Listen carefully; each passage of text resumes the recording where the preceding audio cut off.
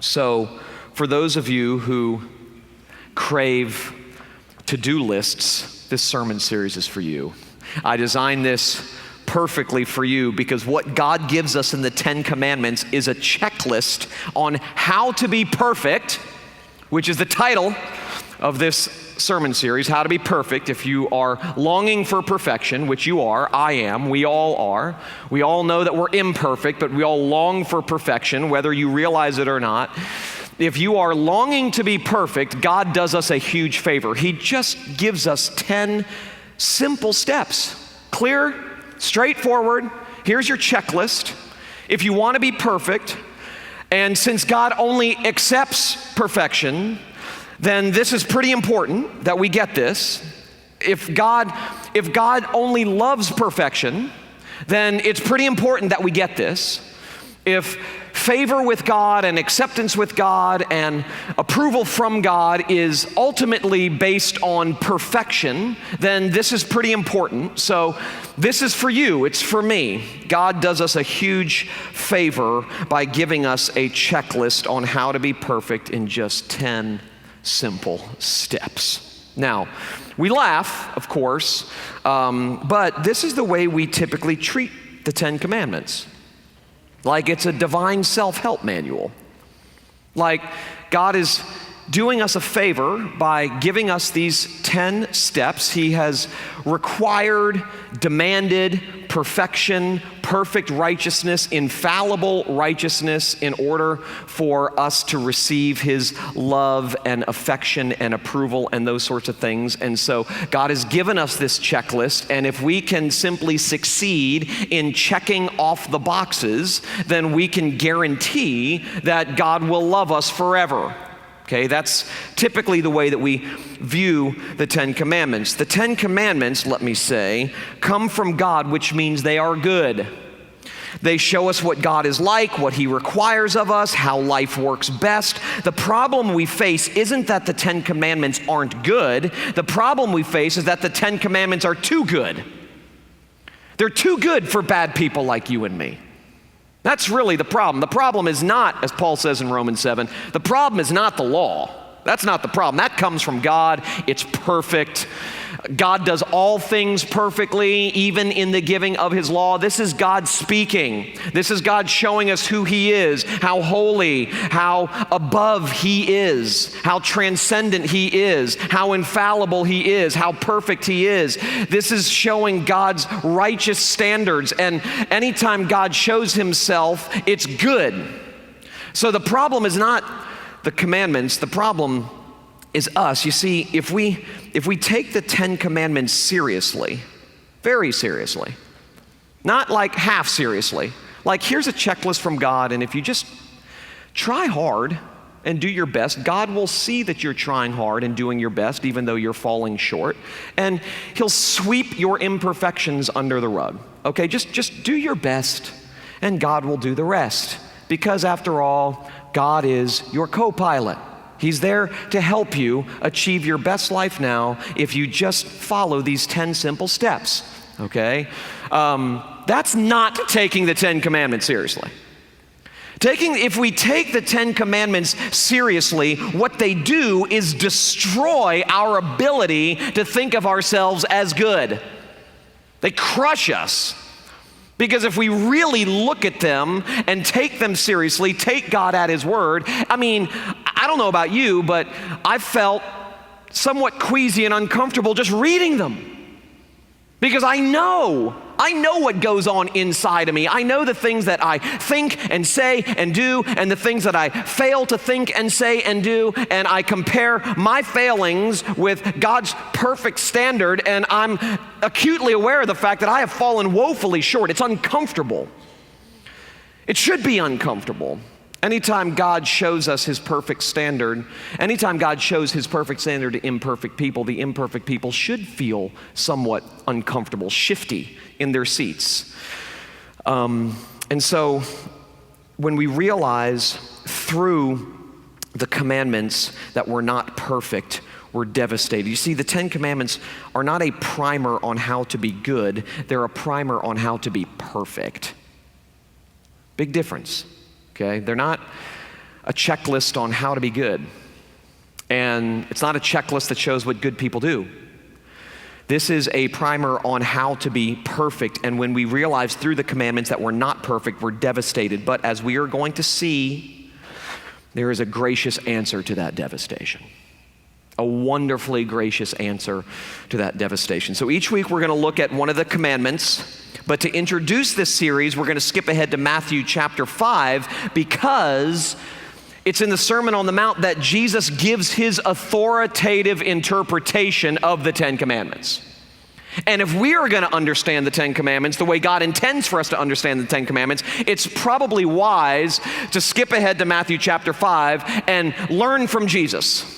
Jesus taught how to understand and interpret the Ten Commandments, how to understand and interpret God's law. And so, lest we get off course right at the start by trying to interpret this on our own, let's go to Jesus in Matthew chapter 5 and ask him, what do we do with God's law? What do we do with the Ten Commandments? How are we supposed to understand them? How are we supposed to interpret them?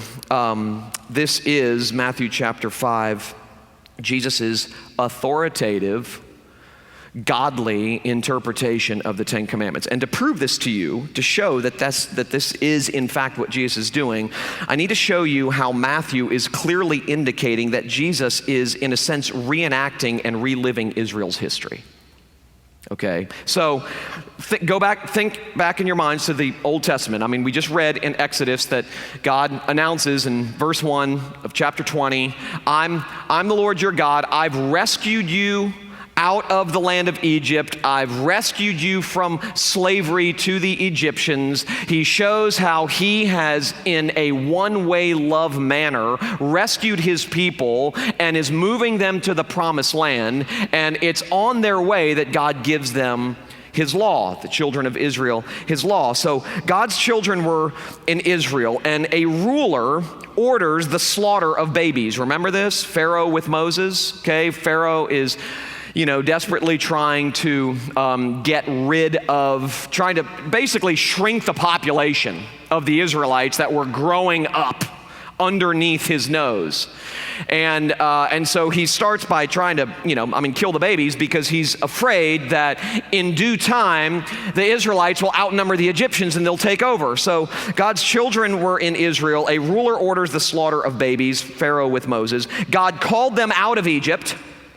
They passed through the waters of the Red Sea. They were organized according to 12 tribes. They wandered in the wilderness for 40 years. And during that time, Moses ascended the mountain, Sinai, to receive and deliver God's law. That is the Cliff Notes version, okay? Now, fast forward to Jesus. How does that history parallel Jesus' history? Well, Matthew's telling of the gospel tells us that God's child is in Egypt, because a ruler ordered the slaughter of babies. Remember, King Herod was afraid when he heard that there was a king that was born, and he didn't understand who this king was, but he too, like Pharaoh, was afraid that he would be overpowered and overturned, and so he orders the killing of babies. And Jesus and his family are called out of Egypt. Jesus passes through the waters of baptism. He spends 40 days and nights in the wilderness. He calls 12 disciples, and in our verses, he ascends a mountain and begins to teach. This is not accidental, okay? This is intentional. I mean, there is a direct parallel here. And so what that means is that this section of Matthew clearly parallels that part of Israel's history where they received the Ten Commandments. In other words, this whole sermon that Jesus is getting ready to preach in Matthew 5, 6, and 7 is about God's law.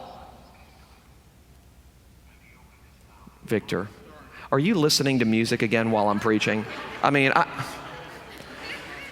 Jesus loves you anyway. But I'm having a hard time loving you right now. It's the what? I know. I'll help. Zach, will you help Victor? Or maybe you and I could. Good. Thanks, Zach. Let's give it up for Zach. He's more than just a musician. He's a pastor to technologically challenged people. You know how much we love you, Victor. I thought God was speaking to me, actually. I was like, sounded like Morgan Freeman's voice. I'm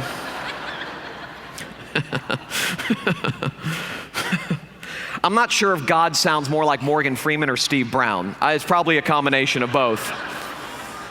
But if I do get to heaven and God's voice does not sound like Steve Brown's, I'm going to be disappointed. I got to be honest. So this section, Matthew 5, 6, and 7, is intentionally paralleled to the giving of the law back in Exodus.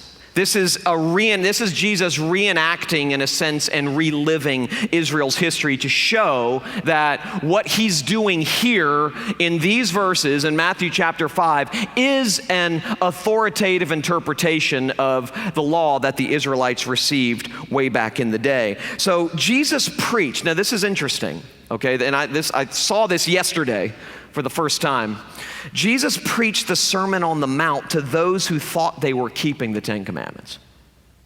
Okay, now that's important for us, because if we treat the Ten Commandments like they are a moralistic checklist that will promise us a good life if we just do more, try harder, and get better, then we will fail to understand the primary purpose of God's law. And the people that Jesus was getting ready to preach to, they failed to understand the primary purpose of God's law. And so Jesus preached this sermon to those who thought they were keeping the Ten Commandments.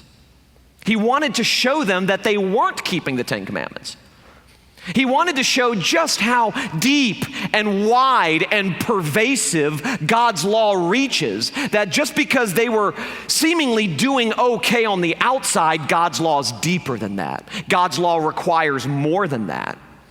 And so Jesus preached this sermon to those who thought they were keeping the Ten Commandments. Now, it's important to note that Jesus here is not giving a new law. He's not giving a new law.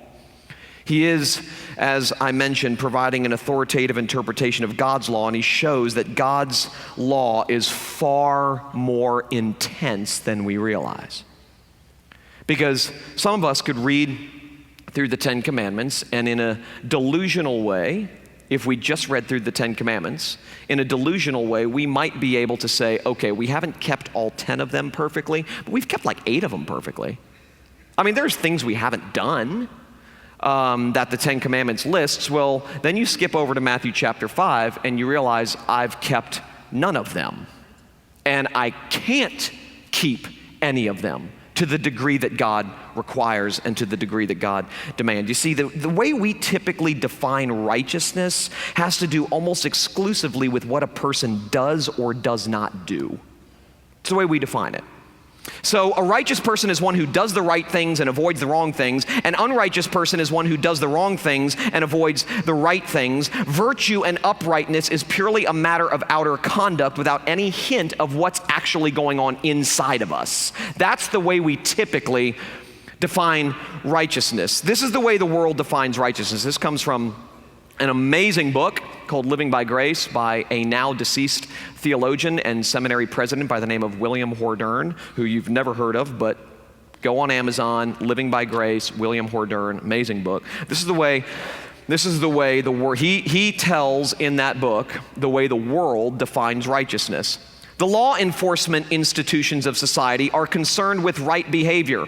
They do not care why people obey the law, so long as they obey it. The person who breaks no laws is righteous in their sight, regardless of the motivation that produces law-abiding behavior. Now that's not just the law enforcement institutions.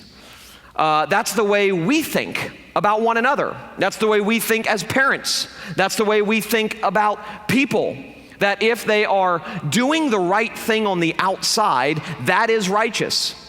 And if they're doing the wrong thing on the outside, that is unrighteousness. But in the Sermon on the Mount, Jesus breaks radically from this superficial definition of righteousness. He cuts through the outer behavior of a person and looks at what's in the heart. And what Jesus does here is he insists that righteousness is not simply a matter of what we do or don't do, but rather a question of why we do or don't do it. Now this is where God's law becomes crushing. Because when Jesus begins to press the issue and show that keeping God's law, keeping God's requirements, satisfying God's demands are much bigger than simply doing the right thing on the outside. You have to want to do the right thing on the inside without interruption and without imperfection. When he does that, he levels the playing field. Very much like Paul in Romans 1, 2, and 3. Levels the playing field. There is no us and them. There are no law keepers and law breakers. There are not two groups of people. This group over here is keeping God's law, and this group over here is not keeping God's law. The Bible makes it very clear there is no us and them. There's us and him. That's the only distinction that the Bible gives us. And Jesus makes this point and presses this home in this sermon. You see, the biblical view of righteousness is not a behavioristic view that looks simply at the outward action. It always looks within to the motivation of the act. And once that becomes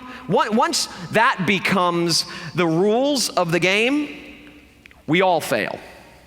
Once we get beyond the outward appearance and the outward action and we start looking inside to what's actually motivating the act, we all find ourselves guilty the reason this is so important is because many Christians think that they're pulling it off when they obey even when they don't want to.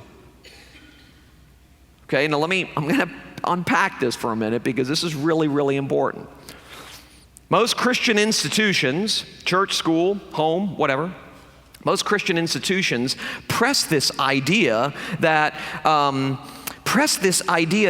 you're pulling it off. You're actually doing something righteous if you do something good, even if you don't want to do it.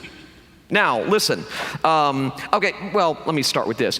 Where did we get the idea that if we do what God tells us to do, even though our hearts are far from Him, that it's something to be proud of, something admirable, something praiseworthy, something righteous? Now listen, don't get me wrong, okay?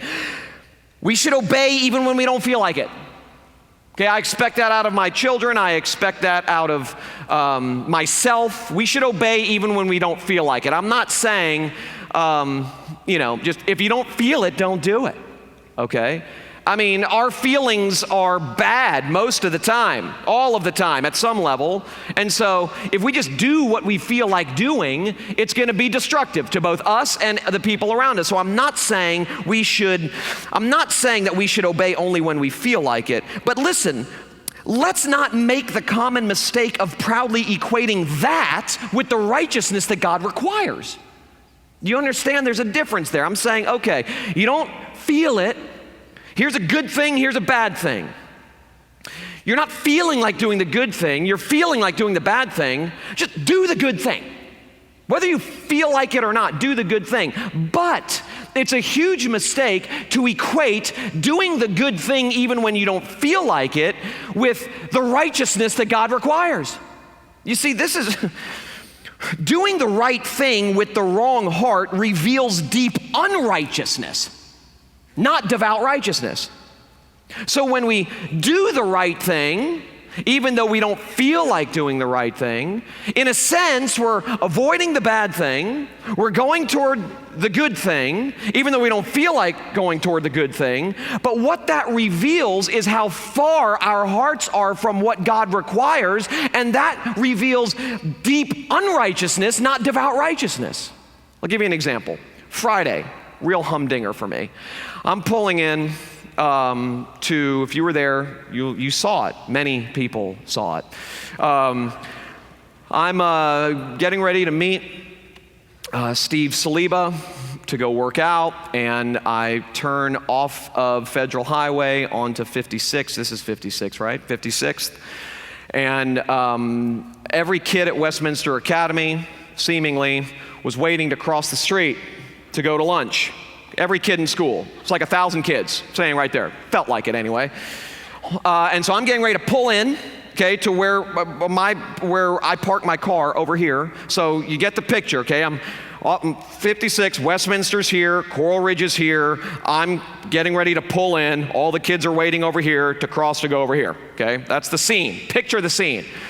Well, some dude is flying flying, okay, in his car. Now, I thought, I didn't realize he was going as fast as he was, and so I, tried to make the turn. Well, I slammed on my brakes because he was coming much faster. He swerves, okay, it's happening right in front of Westminster. 1,000 kids, maybe 5,000 kids. I don't know, felt like 10,000 kids. Felt like every eye in the world was watching this, all right? So the guy swerves his car into the grass, jumps out, and loses it. I mean, loses it, okay? And this guy was clearly on steroids. Clearly, okay? Roid rage was happening in front of 15,000 students that go to Westminster Academy, all right? This guy's eyes looked like Satan, all right? He's about 25 years old, jumps out of the car, and my initial response was, man, sorry. That was not his initial response, okay? He was yelling, screaming, hopping, jumping, threatening. His face was red. He must have said the F word 100 times in front of the 20,000 students waiting to cross the street. Now, I roll my window down, okay? I'm at a disadvantage here. I'm sitting in my car, and Goliath is standing outside my car. Now, I don't care how big he was. I'm somewhat fearless, so I would have, if we weren't in front of Westminster, I would have, at least gotten 1 or 2 good shots in out the window. But anyway, so inside, I roll down the window, and I was like, dude, get back in your car, okay? What the beep are you gonna do about it? Blah, blah, blah. Going off. Who was there? Who was there? None of you were there? Thank God. Actually, thank God. That's unbelievable. Some of your children were, I can promise you that. So I said, get back in your car. What are you gonna do about it? Blah, blah, blah. I was cool, calm, collected. I was a cool cat, just sitting there, just taking it on the chin, just being self-controlled. Finally, a security guard comes over and tells the guy to get back in his car and to get moving, and so the guy gets back in his car and gets moving. I pull in my spot. I look at half the football team who's standing there watching this. I was like, guys, come on. Where were you? Okay? My gosh. Where were you? I could have used your help. No, we were coming. No, you were not coming. You were standing there, okay? So I come into my office and meet Steve, and we go across the street to the Westminster weight room, and students start coming in the weight room, and I'm being praised. Okay, wow, Pastor Tullian, you have amazing restraint.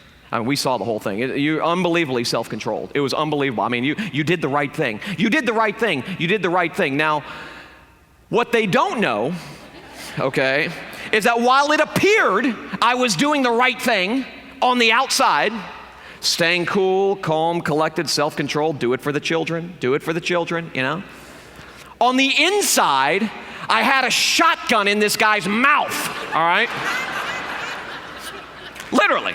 I was like, I swear if we weren't in front of the school, in front of the children, I would grab you by the neck, rip you through my window, and just pound on you for 5 minutes, okay? That was what was going on the inside, okay? But on the outside, it was just...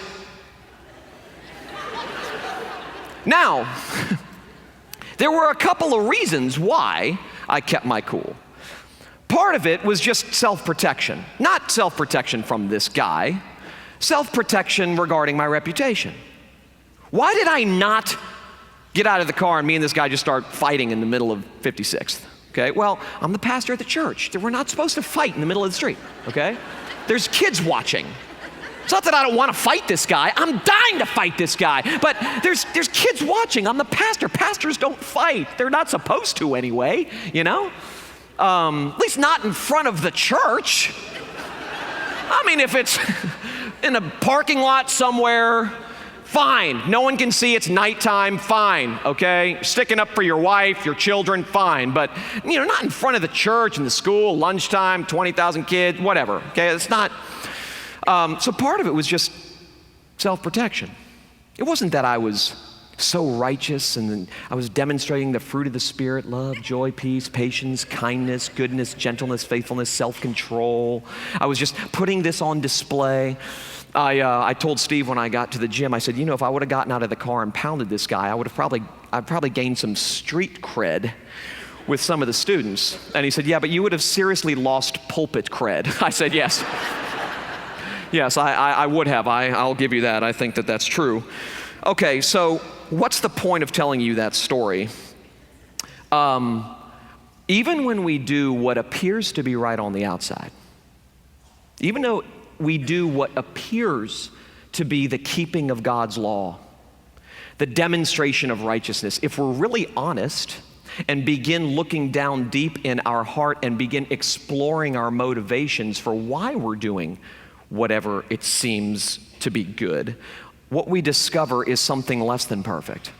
Oftentimes what motivates us to do the right thing is self-protection, to protect myself. Not sacrificial service to the other person, but self-protection. Not one time, not for a split second did I think to myself, this guy needs Jesus. That's not for 1 second. I was like, this is an evangelistic opportunity for me. If I can just calm him down, I can get him saved, Didn't even cross my mind at all. Okay, I didn't even want the guy going to heaven, all right? That sounds terrible. Steve Brown was my mentor. He continues to be my pastor. He's known me since I was 6 years old. And he told a story one time about getting on an airplane when he was just finishing a speaking engagement. He had spoken like 3 or 4 times. He was worn out. It was nighttime. He gets on an airplane. And his only prayer getting on the plane was, God, I pray that no one talks to me because I'm tired. So, he sits down in his seat. Guy comes and sits down next to him. And the guy, within 3 seconds, hey, I'm so-and-so, what's your name? And Steve's like, oh no, I don't want to have to talk all the way home. So finally the guy says, what do you do? And Steve said, this is a perfect way to get the guy to stop talking to me. He goes, I'm a preacher of the Bible. Thinking that the guy wouldn't, the Bible? You believe that book? Seriously, that archaic book, come on, how can you believe those myths and legends? And the guy just started reeling into him. And Steve Brown said, listen, you're going to hell. And I'm asking you kindly, while we ride together home, if you would please go to hell more quietly, okay? So, anything unconventional that comes out of my mouth, blame him. He taught me, all right? But here I was appearing to do what was right on the outside, and on the inside there was nothing good going on inside of me. Just put it that way. Nothing good at all. You see, if any kind of obedience, regardless of what motivates it, is what God is after, he would have showcased the Pharisees. And he would have said, follow their lead. Imitate them. Because no one kept God's law on the outside better than they did. So clearly the goal is not simply keeping God's law on the outside. So Jesus is now preaching this sermon and showing that to the people who think that they're pulling it off, to the people who are self-righteously believing that they're keeping God's commandments, that they're not. You see, they had been, the Pharisees, and Jesus called them whitewashed tombs, clean on the outside, dead on the inside. They had been successful in achieving behavioristic righteousness and thought that that's what mattered most to God. And Jesus condemned them for it. That's so ironic to me because that's kind of the way I grew up thinking Christianity, that's what I thought Christianity was all about, I thought it was all about behavioristic righteousness. That's the goal. And Jesus points out that the Pharisees had been successful in achieving behavioristic righteousness and thought, the Pharisees did, that that's what mattered most to God, just the way many of us who grew up in, Christian churches or homes or schools or whatever believed mattered most to God, and Jesus condemns them for it. See, Jesus shows that the law's demands extend to what goes on inside of us, our feelings, our motivation, not only external actions, but internal feelings. And motives must be absolutely pure and perfect. It's the demand. So, Jesus, for instance, in Matthew 5, condemns not only adultery, but lust. And he says, you think you're pulling it off because you haven't committed adultery. But I tell you, if you've ever had a lustful thought pass through your heart or mind, you are just as guilty before God as the adulterer. He condemns not only murder, but anger. You think you're pulling it off because you haven't killed anybody. Have you ever been angry for 1 second? Well, if you have been, then you're just as guilty before God. You are, in the eyes of God, a murderer. Jesus promises, Matthew 5, 21 to 30, he promises the same judgment for both adultery and lust, anger and murder, the same judgment. The horizontal consequences of those things are quite different, but before God, they're the same. See, this is what he meant in Matthew chapter 5, verse 20, when he said, for I tell you, unless your righteousness exceeds that of the scribes and Pharisees, you will never enter the kingdom of heaven. That's what he's talking about. Unless your righteousness exceeds that of the scribes and Pharisees, the ones who are pulling it off on the outside, your righteousness, God requires a deeper righteousness than that. And unless your righteousness exceeds that of the scribes and Pharisees, you will never enter the kingdom of heaven. You see, Jesus wants us to see that regardless of how well we think we're doing or how righteous we think we're becoming, when you therefore must be perfect as your heavenly Father is perfect becomes the standard, and not how much I've improved over the years, we realize that we're a lot worse off than we think we are. But typically, the way we measure ourselves, we look at the person next to us. We're desperately trying to find someone who's not doing as well as we are because that makes us feel better about ourselves. We do this all the time, inside our own homes. You know, we justify our bad behavior by saying, well, it's not as bad as yours. I can't believe you said that. Well, you said this. Well, you said it first. Well, okay, I said it first, but then you retaliated, but it doesn't matter. My retaliation's justified because you said it first. You drew first blood, Rambo. You drew first blood. We do this all the time. We attempt to justify ourselves by trying so hard to find someone that we are actually doing better than. This happens all the time. Siblings do this with one another. Spouses do this all the time. People in the workplace do this all the time. I feel better about myself when someone tells me a story about them that is far worse than anything I've ever said or done. This is kind of the way we measure ourselves. We evaluate ourselves based on how we think we're doing in comparison to how you're doing. We do this consciously, we do it unconsciously. And Jesus wants us to see that regardless of how well we think we're doing or how righteous we think we're becoming, when the standard is, you must be perfect as God is perfect. Okay, you must be perfect as God is perfect. He actually embodies and defines perfection. Okay, something is not perfect because, how do I say this? Never mind, I'll mess it up, so I'm not gonna say it. So, if the standard is be perfect as God is perfect, that's the measuring stick. That's what Jesus is saying here. That's the measuring stick. Perfection. Not perfection how you define it, perfection how God defines it, which is bona fide perfection. When that becomes the standard and not how am I doing compared to this guy? How am I doing compared to him or her? How much have I improved over the years? Look at what I used to be and now look at what I am. Okay, I feel pretty good about myself. That's never the standard in the Bible. The standard is way higher than that. The bar is set to the level of perfection, not simply progress.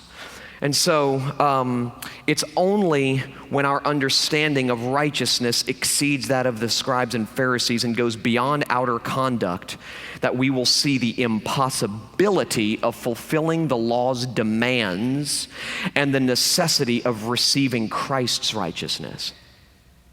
So our helplessness before the devastation of divine expectation creates the space for God's amazing grace and the freedom that it produces. We're going to walk through all 10 commandments, and I'm going to meticulously show you and me how we have broken every single one of them in some profound and sick ways. And then I'm going to show, as we make our way through every one of the 10 commandments, that Jesus has fulfilled each and every one on your behalf and on my behalf. That's what Jesus, that's the way we're supposed to read the 10 commandments. This is the way Jesus was pressing his audience to read the 10 commandments.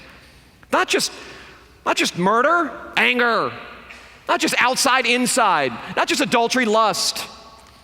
I mean, he clearly wants us to be crushed, because it's only when we are crushed by God's demand for perfection that we can be cured by God's solution to the perfection problem that all of us face, namely Jesus. You see, Jesus says in Matthew 5, verse 17, that he did not come to abolish the law, but to fulfill it. Again, the law is not bad. It's good. It's too good, actually.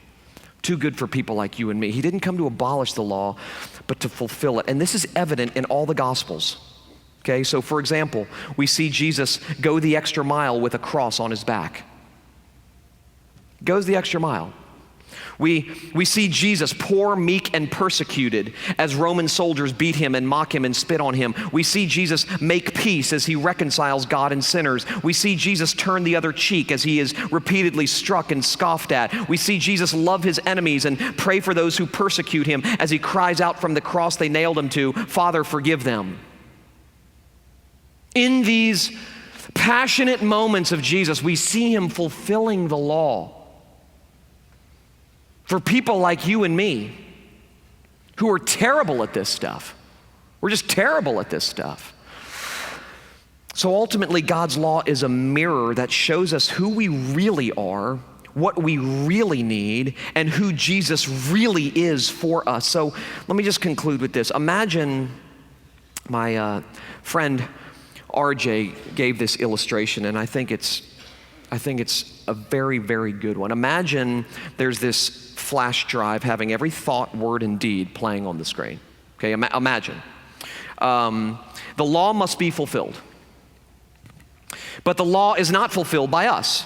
If we plug the flash drive back there into whatever you plug a flash drive into, and what appeared on the screens was your life from the moment you were born until right now. Every thought that crossed your mind, every feeling that went through your heart, everything you did or did not do, things you did when people were looking, things you did when people weren't looking, things you thought that you never actually said, things that you felt that you acted on or failed to act on, those sorts of things. If your life in all of its meticulous and messy detail was plugged in for everyone in this room to see, we would all know beyond a shadow of a doubt. No, number one, none of us would want to be around you, and none of you would want to be around me.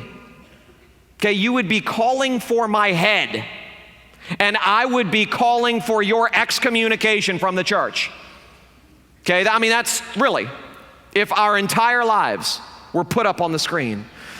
I mean, so you imagine there's this flash drive having every thought, word, and deed playing on the screen. The law must be fulfilled, but the law is not fulfilled by us. The flash drive of our lives would condemn us, crush us, devastate us, embarrass us, shame us.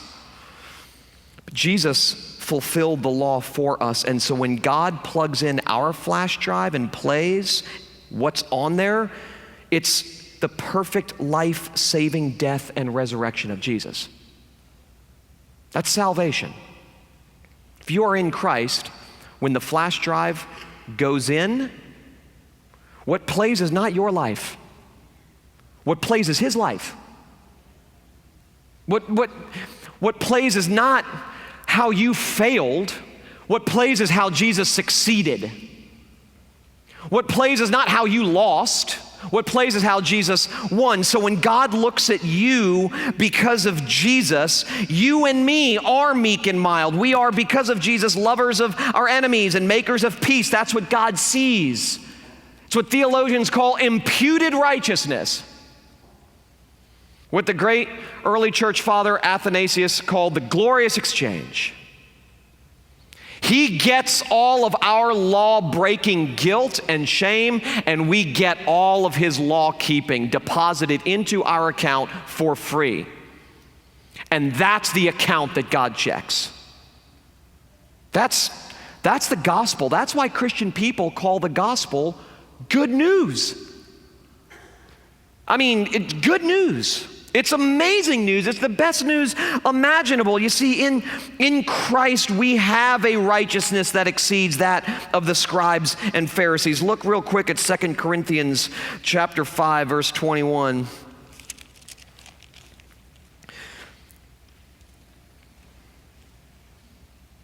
This is it. I mean, this is it. This is the flash drive of Jesus being plugged in. And what's his is yours. Paul says in 2 Corinthians 5:21, for our sake he made him to be sin who knew no sin, so that in him we might become the righteousness of God. That is the righteousness that exceeds the scribes and the Pharisees. And it's not ours. It's Christ's righteousness that exceeds the righteousness of the scribes and Pharisees. It's not yours, it's not mine, it's not ours, it's his. And that's what's given to us. So in God's loving eyes, because of Jesus, listen, we are perfect as our Heavenly Father is perfect. And so here's the mind-blowing, liberating good news that I hope and pray will help you walk out of here feeling lighter, dancing.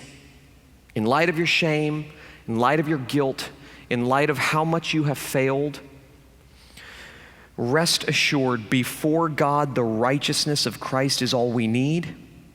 Before God, the righteousness of Christ is all we have. Let's pray together.